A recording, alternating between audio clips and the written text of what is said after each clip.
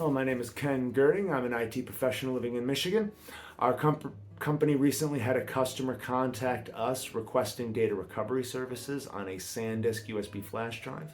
Upon receiving the drive, we plugged it into a computer and the drive was not identifying and data was completely unrecoverable.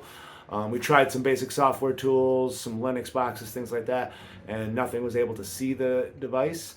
The customer stated that she needed that data pretty badly to operate her business, so we looked around online, found Pitt's data recovery services, negotiated with them to have the drive sent off and inspected.